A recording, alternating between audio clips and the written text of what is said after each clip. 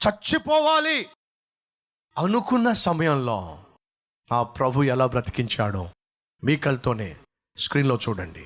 దేవుడి పేరిట అందరికీ శలం. నా పేరు రేవతి. అన్ని కుటుంబాల నుంచి వచ్చిన వాళ్ళమే. మా ఆయన గారికి బాగా తాగి అప్పుల పాలవడంతో ఊళ్ళో తలెత్తుకోలేక మేము హైదరాబాద్కి రావడం జరిగింది. ఆయన మాకు తిండి పెట్టకుండా 30 రోజులు గడిపారు. కనీసం పిల్లలకు వండి పెట్టుకోవడానికి గుప్పుడు గింజ కూడా లేకుండా ఎంతో ఇబ్బంది పాలయ్యాను. ఆ మారని మనిషిని పెట్టుకుని అలాగే ఉండగా మా అక్క వాళ్ళు ఫోన్ చేశారు. నా బాధలు, నా కష్టాలు మా అక్కకు చెప్పాను. మీరు కూడా దేవుణ్ణి నమ్ముకోండి, కల్వర్ టెంపుల్కి వెళ్ళండి అని మాకు చెప్పింది. కల్వర్ టెంపుల్కి వచ్చిన తర్వాత అయ్యగారు చెప్పిన వాక్యాన్ని బట్టి మేము బలపడ్డాము. చిన్న వ్యాపారం పెట్టుకున్నాం. ఫుట్పాత్ మీద మిర్చీలు బండి పెట్టాము. అప్పుల్లో మాకు 350, 400 అమ్మడానికే కష్టంగా ఉండేది. మా ఆయనగారు వ్యసనాలతోనే ఉన్నారు. ఆ తాగుడు, ఆ సిగరెట్లు వాటితోటే అలా ఉంటుండగా ఆయనకి క్యాన్సర్ వచ్చింది. క్యాన్సర్ వచ్చి హాస్పిటల్ పాలవడం జరిగింది. అనుకోకుండా మా పాప స్కూల్లో ఆడుకుంటా ఉండగా పాపకి కంటికి దెబ్బ తగలడం జరిగింది. తగలడంతో పాప కంటు నరము, చూపు కనిపించే నరము కట్ అయిపోయింది. ఆయన ఆపరేషన్ చేయాలన్నారు. ఆపరేషన్ చేయాలన్నప్పుడు ఆవిడని ఒక హాస్పిటల్లో జాయిన్ చేశాము. నాకు సహాయంగా ఉండడానికి వచ్చిన మా నాన్నగారు ఇవన్నీ చూసి అనారోగ్యం పాలయ్యారు.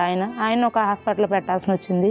అటు తండ్రి హాస్పిటల్లో, ఇటు భర్త హాస్పిటల్లో, ఇటు పాప హాస్పిటల్లో, ముగ్గురు 3 హాస్పిటల్లో ఉన్నారు. పెట్టుకున్న వ్యాపారాన్ని కూడా పోలీసు వాళ్ళు, ట్రాఫిక్ వాళ్ళు తీసేయమని కొన్ని సామాను తీసుకెళ్ళిపోవడం జరిగింది. అలా ఉంటుండగా మా ఆయన గారు కొద్ది రోజులు చనిపోయారు. మా పెద్దమ్మాయికి అసలు తెలియదు, కోమాలోకి వెళ్ళిపోయింది. ఆ అమ్మాయి ఆపరేషన్ అవడంతో మత్తు ఎక్కువ పెట్టడంతో మైండ్కి వెళ్ళిపోయి కోమాలోకి వెళ్ళిపోయింది. ఆయన చనిపోయిన 2 రోజులకి పాపను కూడా ఇంటికి తీసుకెళ్ళిపోండి అమ్మ, పాప కూడా బతకదని చెప్పేశారు. ఆ పాపను తీసుకుని ఇంటికి వచ్చేసాము. బ్రతుకు భారంగా అనిపించింది నాకు. ఇక చనిపోవాలని నిర్ణయం తీసుకున్నాము. ఆగస్టు 15వ తారీఖు ఆ రోజున యూత్ ఫెస్టివల్ జరుగుతుంది. ఉదయం నుంచి సాయంత్రం వరకు సన్నిధిలో ఉండి యూత్ ఫెస్టివల్ చూసుకుని వద్దాము, సాయంత్రం వచ్చి చచ్చిపోదాంలే అని చెప్పి కోమాలో ఉన్న అమ్మాయిని భుజాన్ని వేసుకుని చిన్న పాపను చేత్తో పట్టుకుని రావడం జరిగింది కల్వర్ టెంపుల్కి. ఒక పాట పాడారు అయ్యగారు, బ్రతకాలని ఉన్నా బ్రతకలేకున్నా అని. బ్రతకాలని ఉన్నా బ్రతకలేకున్నా, వినవాలని ఉన్నా విలువలేకున్నా, బ్రతకాలని ఉన్నా బ్రతకలేకున్నా, వినవాలని ఉన్నా విలువలేకున్నా, చేరాలని ఉన్నా నిన్ను చేరలేకున్నా, బ్రతికించుమో యేసయ్యా, దరి చేర్చుమో నన్నయ్యా, బ్రతికించుమో యేసయ్యా, దరి చేర్చుమో నన్నయ్యా. నా భారాన్ని అంతా దింపడం జరిగింది ఆ పాటకు నేను ఎంతో బలపడ్డాను. అయ్యగారు ఈ పాట ఎంతమందికి నచ్చింది అని అడిగారు. అందరూ చేయి చూపించండి అంటే నాకు తెలియకుండానే నేను చేయి ఎత్తాను. ఒళ్ళో పడుకోబెట్టుకున్న మా పాపను, పెద్ద పాపను, కోమాలో ఉన్న అమ్మాయిని. ఆ పాప కూడా ఎప్పుడు లేసిందో తెలియదు. ఆ పాప కూడా నాకు కూడా నచ్చింది అని చేయి పైకెత్తింది.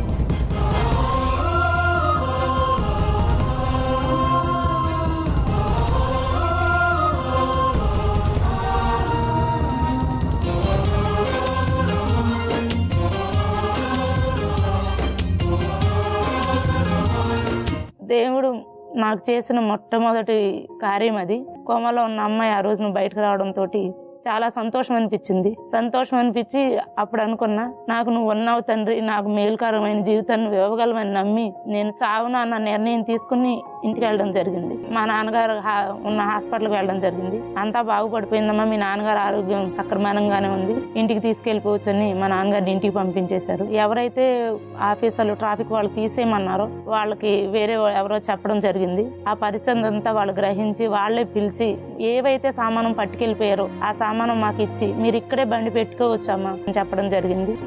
ఆ రోజుల్లో మేము 450, 500 అమ్మేవారం. కానీ ఇప్పుడు 3,500, 4,000 అమ్ముతున్నాం. దేవుడు ఇచ్చిన కృపను బట్టి మా ఊర్లో ఒక గృహం కట్టుకోవడం జరిగింది.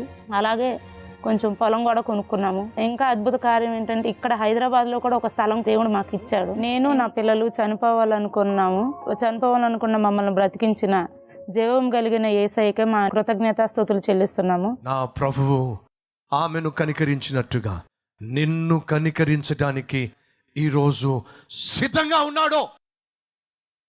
ఆ దేవునికి నీ జీవితాన్ని, నీ సమస్యను అప్పగించడానికి నువ్వు సిద్ధంగా ఉన్నావా?